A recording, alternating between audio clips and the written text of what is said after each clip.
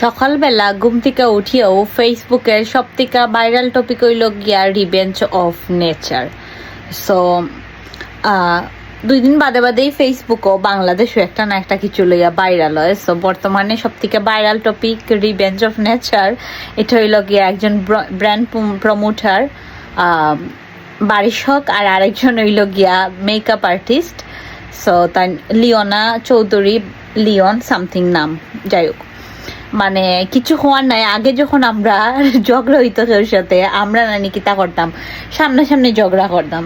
আর এখন Facebook earning দিছে করিয়া সবাই চায়, ট্রেন্ডও থাকতো, ভাইরাল হইতো, আর ফেসবুক থেকে বেশি বেশি আর্ন করতো। সো কিলা আর্ন করতো? সো অফকোর্স আপনারে কন্ট্রোভার্সি ক্রিয়েট করা লাগবো, দেন আপনি আর্ন করতে পারবা।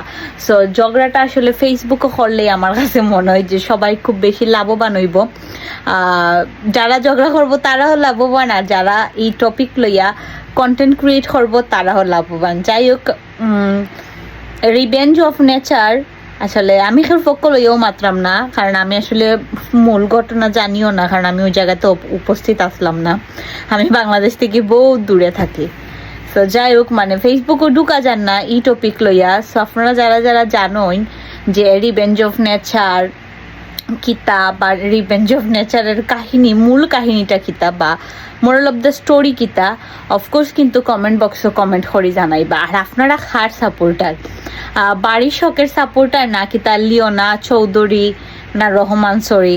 সো আমি দিয়া দিচ্ছি তার দুইজনের ফটোস। আপনারা খার সাপোর্টার ওগো কিন্তু অফকোর্স কমেন্ট করে জানাইবা। ব্রাজিল না আর্জেন্টিনা, আমরা যেলা ব্রাজিল বা আর্জেন্টিনার সাপোর্টাররা যেলা আমরা ঝগড়া করতাম আগে অলওয়েজ।